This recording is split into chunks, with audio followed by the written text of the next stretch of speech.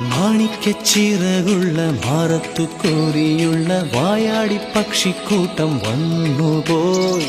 കാടൊന്നു കാണാനായി കൂടൊന്നു കൂട്ടാനായി ആകാശപ്പുഴ നീതി കുതിച്ചുപോയി. കണ്ടു മലനിര ഓഹോ